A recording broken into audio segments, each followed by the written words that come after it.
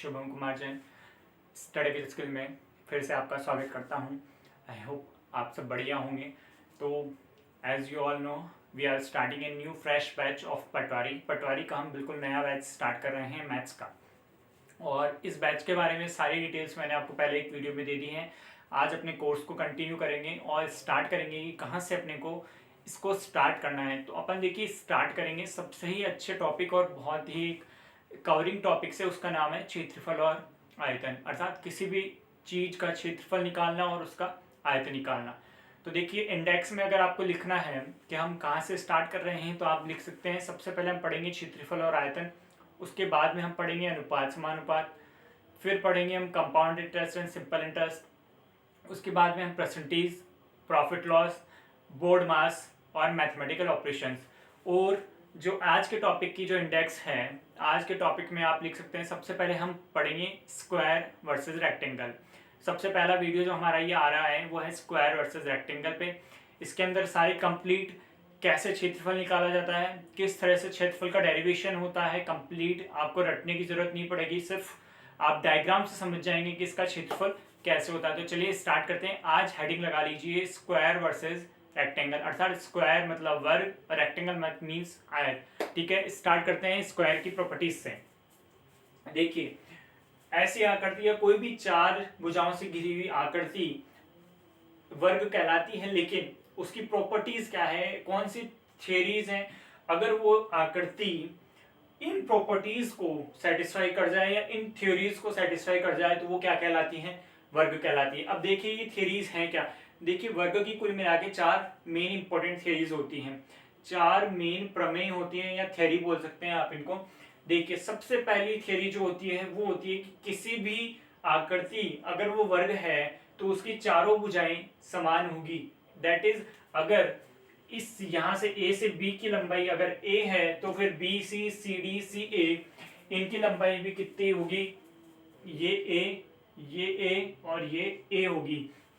सबसे पहली प्रॉपर्टी ये है कि वर्ग की प्रत्येक भुजा क्या होती है, बराबर होती है, सबसे पहली प्रॉपर्टी। सेकंड प्रॉपर्टी क्या होती है, इसका प्रत्येक कोण कितने डिग्री का होता है, 90 डिग्री का। अर्थात ये कोण 90 डिग्री, ये कोण 90 डिग्री, ये कोण 90 डिग्री और ये कोण 90 डिग्री। टोटल कितना, 9 दूनी 18 27 360 डिग्री पूरा कोण होता है। सेकंड थर्ड इसकी प्रमेय क्या कहती है, इसके विकर्ण बराबर होते हैं। अब देखिए मैंने आपको सिर्फ ये दो थ्योरी पढ़ा रहा हूं, मैं भी इन दो थ्योरीज से, इन दो बातों से, या फिर मैं बोलूं इन सारी बातों में इन दो बातों से, एक तो प्रत्येक भुजा बराबर होती है और एक प्रत्येक कोण 90 डिग्री का होता है। इन दो बातों से ये तीन बातें अभी अपने आप निकल जाएगी और याद करने की आपको जरूरत नहीं है। फिर भी आप वीडियो को पॉज करके ये सारी थ्योरीज और ये सारी बातें आप अपने नोट्स में लिख लें। मैं एक बार बोल देता हूं, प्रत्येक भुजा बराबर होती है, प्रत्येक कोण 90 डिग्री का होता है, प्रत्येक विकर्ण बराबर होता है, विकर्ण परस्पर लंबवत समद्विभाजित करता है और सम्मुख भुजाएं परस्पर समान होती है। दैट इज आमने सामने की भुजाएं समानांतर होती है, समान नहीं समानांतर होती है। तो ये आप एक बार नोट कर लीजिए और फिर मैं बताता हूं कि और चीजें हम कैसे डिराइव करते हैं। देखिए ये दो बातें आपको याद रखनी है, चारों भुजाएं बराबर होती हैं और प्रत्येक कोण 90 डिग्री का होता है। चलिए अब स्टार्ट करते हैं हम कि और चीजें क्या क्या होती हैं। किसी भी आकृति जो वर्ग है उसमें ये सारी बातें सेटिस्फाई होनी चाहिए। देखिए अब मैं आपको बताता हूं कि कैसे एक वर्ग में और चीजें होती है। देखिए ये आपको यहाँ पे एक दिख रहा है वर्ग, मैंने एक वर्ग यहाँ पे और बनाया, क्या ये ही वर्ग की कॉपी है, a b c d। मैंने बोला चारों भुजाएं, सबसे पहले चारों भुजाएं बराबर, ठीक है जी, चारों भुजाएं बराबर, चारों कोण बराबर, ये 90 डिग्री, ये 90 डिग्री, ये 90 डिग्री, ये 90 डिग्री। दो ही चीजें याद रखनी। मैंने बोला विकर्ण बराबर होते हैं। अब देखिए विकर्ण कैसे बराबर होंगे, विकर्ण क्या होते हैं, एक कोण से दूसरे कोण तक खींची गई सीधी रेखा क्या कहलाती है, विकर्ण। वो इनको समान भागों में बांटती है। तो अब देखो ये एक विकर्ण है। आपको पाइथागोरस की प्रमेय तो आती ही होगी। पाइथागोरस क्या, कर्ण का स्क्वायर बराबर आधार का स्क्वायर प्लस लंब का स्क्वायर, या फिर हाइपोटेनस का बराबर perpendicular square is equal to base square, मतलब आधार का स्क्वायर, कर्ण का स्क्वायर बराबर आधार का स्क्वायर प्लस लंब का स्क्वायर, ये होता है। कर्ण क्या होती है? 90 डिग्री के सामने वाली भुजा होती है। अब अगर ये 90 डिग्री है, ये अगर 90 डिग्री है तो ये क्या हो गई? कर्ण। ठीक है, ये क्या हो गया? आधार। और ये क्या हो गया? लंब। हाँ जी, बिल्कुल ठीक है। अब देखिए, अगर ये कर्ण है तो इसमें ये प्रॉपर्टी कर्ण का स्क्वायर बराबर आधार का स्क्वायर प्लस लंब का स्क्वायर सेटिस्फाई करनी चाहिए। अब मैंने बोला कर्ण का स्क्वायर, देखिए आधार कितना है? ए का स्क्वायर, ये ए ही है ना आधार। लंब कितना है? सीओडी की लंबाई, ये ए का स्क्वायर। ठीक है, मतलब कर्ण की वैल्यू क्या आ जाएगी? ए स्क्वायर प्लस ए स्क्वायर क्या हो गई? 2a स्क्वायर, और 2a स्क्वायर मतलब कर्ण का स्क्वायर बराबर आ गया, कर्ण का स्क्वायर बराबर आ गया 2a स्क्वायर। अपनी क्या है? कर्ण की स्क्वायर बराबर 2a स्क्वायर। अब देखिए, इस स्क्वायर को हटाने के लिए यहाँ पे रूट लगा देंगे, तो कर्ण की वैल्यू क्या आ गई? अर्थात अपने हाइपोटेनस की वैल्यू क्या आ गई? √2a। यही क्योंकि a एक तो कट गया और √2a, मतलब इस कर्ण की वैल्यू क्या आ गई? √2a इस कर्ण की। अब मैंने ये मान लीजिए, ये ही इसी को मैं यहीं पे ऐसे ही रहने देता हूं, और मैंने एक और वर्ग बनाया। मैंने क्या किया? एक और वर्ग बनाया। ये लीजिए, मैंने एक और वर्ग बना दिया। ये वही a b c d, अब के मैंने ऐसे खींचा था, अब के मैंने ऐसे खींच लिया। भुजाएं तो बराबर हैं, सबकी भुजाएं बराबर हैं।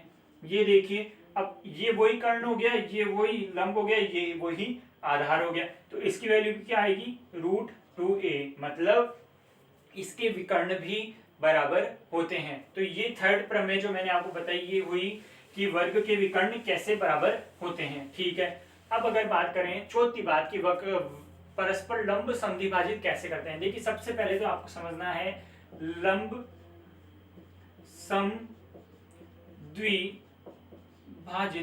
क्या होता है। इसको अपन बांटते हैं, सबसे पहले तो लंब, फिर सम, फिर द्वि, और फिर भाजित। लंब का मतलब होता है 90 डिग्री, सम का मतलब समान, द्वि का मतलब दो, और भाजित का मतलब बांटना। ठीक है, ये हो गया लंब समद्विभाजित। अब कैसे करते हैं लंब समद्विभाजित? देखिए, ये इसे अपन इसी वर्ग में लेते हैं कि ये एक वर्ग है, चारों भुजाएं दे रखी है, और अपन ने विकर्ण ऐसे खींचा, एक विकर्ण अपन ने ऐसे खींचा, ये हो गया। इस विकर्ण की लंबाई कितनी? √2a पूरे की। इस विकर्ण की लंबाई कितनी? √2a। अब देखिए, लंब समद्विभाजित कैसे करें। मैंने बोला कि ये लंब समद्विभाजित, अपने को ये समझना है कि लंब समद्विभाजित कैसे करते हैं। देखिए, ये अगर 90 डिग्री था पूरा, और ये अगर ये बीच से गया तो ये कितना? 45, ये 45, ये 45, ये 45, ये 45, ये 45, ये 45, और ये 45। ठीक है जी, ये विकर्ण बिल्कुल बीच से काटता हुआ गया, तो ये पूरा 90, तो ये 45 के आधे आधे हो गए। अगर इस त्रिभुज में देखें अपन, इस त्रिभुज में देखें, इस त्रिभुज को अपन अगर गौर से देखें तो देखो, ये 45 और 45 90, मतलब ये कितना होगा? 90 डिग्री। क्यों? क्योंकि एक त्रिभुज के तीनों कोणों का योग कितना? 90 डिग्री। ऐसे ही ये कितने का होगा? 90 डिग्री का। ये कितने का हो गया? 90 डिग्री का। ये कितने का हो गया? 90 डिग्री का। मतलब कि ये कोण क्या है? बराबर है। यही तो कह रहा है लंब समद्विभाजित, अर्थात लंब क्या हो गई? ये लंब 90 डिग्री, इसको समान भागों में, दो भागों में बांट दिया। बांटने पर जो बीच का कोण बना, वो कोण परस्पर बराबर होते हैं। तो चौथी प्रमेय आप क्या लिखेंगे? वर्ग के विकर्ण एक दूसरे को क्या करते हैं? लंब समद्विभाजित करते हैं। अब देखो, इससे कंक्लूजन क्या निकलता है? इससे कंक्लूजन निकलता है कोण ए, यहाँ पे अपन मान लेते हैं O, कोण AOD बराबर कोण DOC बराबर कोण COA, और बराबर कोण, ये मान लीजिए ये भी है ना, तो BOA। ये कोण आपस में क्या हो गए? बराबर हो गए। ये कोण, ये कोण, ये कोण, ये कोण बराबर हो गए। इससे अपने को पता पड़ी चौथी चीज। अब देखिए, चार चीजें तो अपने को पता पड़ गई कि ये वर्ग होने के लिए सेटिस्फाई करनी चाहिए। अब पांचवी चीज है वर्ग की, वो है कि इसके सम्मुख भुजाएं परस्पर समानांतर होती है। अब यहाँ पे वर्ड आया समानांतर, क्या आया, समानांतर। समानांतर को कैसे डिनोट करते हैं, ऐसे, मतलब है कि एडी समानांतर है बीसी के और एबी समानांतर है सीडी के। देखिए समानांतर क्या होता है ये मैं आपको बताऊंगा जब मैं आपको त्रिभुज पढ़ाऊंगा तब। अभी आप इसको नोट कर लीजिए कि AB समानांतर है CD के और BC समानांतर है AD के। ये टोटल कुल मिला के 5। देखिए पहली क्या, चारों भुजाएं बराबर होती है। दूसरी विकर्ण, दूसरी प्रत्येक कोण 90 डिग्री का होता है। तीसरी प्रत्येक विकर्ण बराबर होता है क्योंकि √2a आदि की वैल्यू। चौथी विकर्ण परस्पर लंब समद्विभाजित करते हैं। और पांचवी आमने सामने की भुजाएं क्या होती है, सम्मुख भुजाएं क्या होती है, समानांतर होती है। ठीक है, अब अपन बात करते हैं। देखिए यहाँ पे है वर्ग, ठीक है, यहीं पे मैं बना लेता हूं एक आयत। ये मैंने बनाया आयत, ठीक है जी। अब देखिए वर्ग में और आयत में क्या डिफरेंस है। देखो ये तो उसकी होती है इसकी लंबाई और ये होती है इसकी चौड़ाई, ठीक है जी। ये है इसकी लंबाई और ये है इसकी चौड़ाई।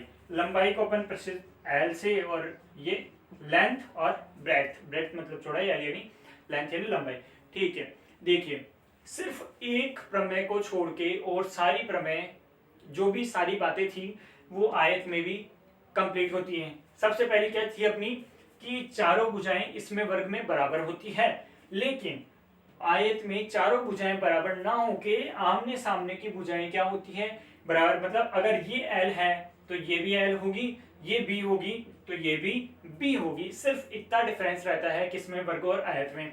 इसमें भी प्रत्येक कोण 90 डिग्री का, प्रत्येक कोण 90 डिग्री का, प्रत्येक विकर्ण बराबर। अगर विकर्ण बराबर है, विकर्ण बराबर है इसका मतलब विकर्ण परस्पर लंब समद्विभाजित भी करते हैं, विकर्ण लंब समद्विभाजित भी करते हैं। और अगर विकर्ण लंब समद्विभाजित करते हैं और परस्पर सामने की भुजाएं बराबर है, इसका मतलब है आमने सामने की भुजाएं समानांतर भी है। तो विकर्ण वर्ग वर्सेस रेक्टेंगल में, मतलब स्क्वायर वर्सेस रेक्टेंगल में काय का डिफरेंस हुआ। देखो स्क्वायर में चारों भुजाएं समानांतर होती हैं, लेकिन आयत में चारों भुजाएं समानांतर न होके आमने सामने की भुजाएं क्या होती है, समानांतर होती है। ये था वर्ग और आयत के बीच में डिफरेंस, बाकी सारी चीजें बराबर। अब देखिए इनके फॉर्मूलाज पे आते हैं कि फॉर्मूलाज कैसे डिराइव करते हैं। एक तरफ मैं वर्ग के फॉर्मूले लिखूंगा और एक तरफ आयत के फॉर्मूले लिखूंगा, आपको कंपैरिजन करने में और याद करने में आसानी होगी। देखिए ये मैंने लिखी वर्ग और ये मैंने लिखा आयत। ये जी वर्ग कैसा था अपना, ये वर्ग था, ये वर्ग था, ठीक है जी। और ये अपना आयत है, क्या है, आयत है, ठीक है। ये भी ए बी सी डी, ये भी ए बी सी डी, ठीक है। देखिए ये चारों भुजाएं बराबर थी, ए ए ए ए, इसमें आमने सामने की भुजाएं बराबर थी, एल एल ब्रेथ ब्रेथ, ठीक है। अब देखिए सबसे पहली बात आती है क्षेत्रफल क्या होता है। क्षेत्रफल क्या है, एरिया, वर्ग का एरिया कैसे निकालते हैं। एरिया के पहले अपन पढ़ते हैं परिमाप क्या होता है। परिमाप का मतलब है अगर मैं यहाँ से अगर चलना स्टार्ट करूं और मैं ऐसे जाके पहले ऐसे जाऊं, फिर ऐसे जाऊं, फिर ऐसे जाऊं और वापस मुझे अपनी स्थिति पे आने के लिए कितना चलना पड़ा, अर्थात उसकी परिधि, ये इसकी क्या कहलाती है, परिधि के अनुरूप कितना चलना पड़ा, ये इसका आयतन परिमाप कहलाता है। देखिए परिमाप या परिमिति परिमाप दोनों एक ही चीज है, या फिर परिधि, ठीक है।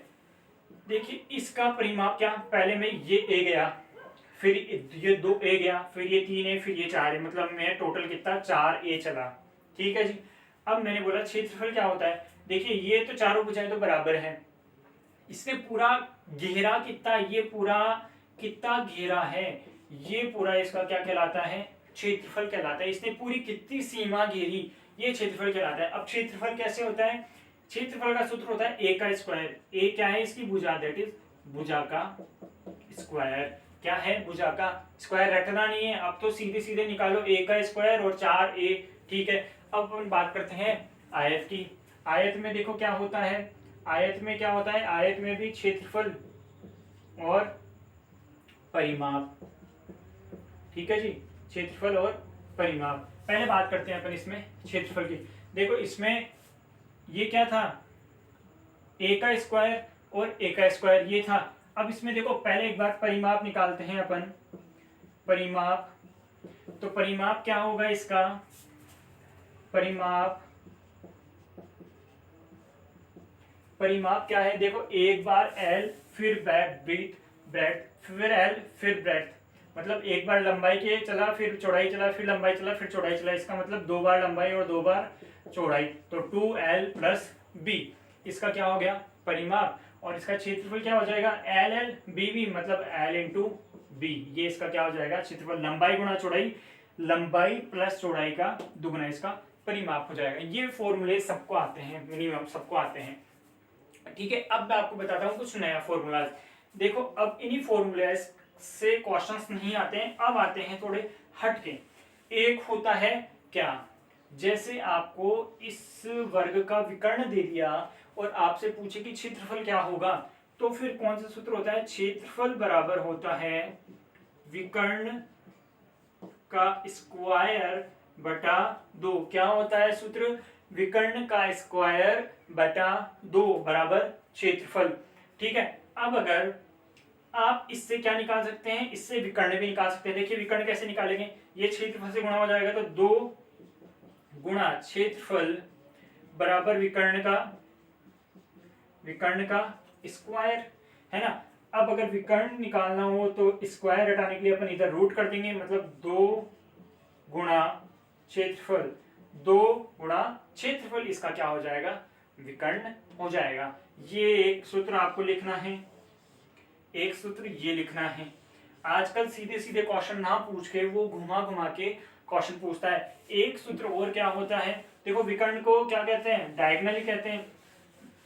तो एक सूत्र क्या होता है, क्षेत्रफल बराबर एरिया बराबर, क्षेत्रफल बराबर 1/2 d स्क्वायर, अर्थात d का स्क्वायर करके उसमें 2 का भाग दे देंगे तो क्या आ जाएगा, एरिया आ जाएगा। ये वही विकर्ण का स्क्वायर बटा 2 वही सूत्र है। तो देखिए आज अपन ने क्या सीखा, वर्ग वर्सेस आयत। वर्ग में और आयत में क्या डिफरेंस हुआ आज आपको पता पड़ा। आज अपन ने वर्ग और आयत के सारी प्रॉपर्टीज कंप्लीट कर ली है, वर्ग और आयत के सारे फॉर्मूलाज कंप्लीट कर लिए हैं। मैं वर्ग और आयत की प्रॉपर्टीज के साथ में आपको इसके क्वेश्चंस की जो पीडीएफ है वो इसी वीडियो के अबाउट में डिस्क्रिप्शन लिंक में आपको मिल जाएगी। कल अपन वर्ग और आयत के क्वेश्चंस करेंगे पूरे ए से लेके जेड तक। जितने क्वेश्चन आज तक आए हुए हैं वो कल के वीडियो में अपन कंप्लीट करेंगे। तो आपको ये पीडीएफ डाउनलोड करनी है और ये वीडियो आपको कैसा लगा लाइक करना है, शेयर करना है और सब्सक्राइब करना है। और अगर कोई दिक्कत हो, कोई प्रॉब्लम हो तो कमेंट बॉक्स में कमेंट करना है और शेयर करें, लाइक करें और अपनी पढ़ाई को कंटिन्यू रखें। ठीक है जी, फिर कल मिलते हैं वर्ग और आयत के नई क्वेश्चंस के साथ में। तब तक के लिए इजाजत दीजिए, धन्यवाद।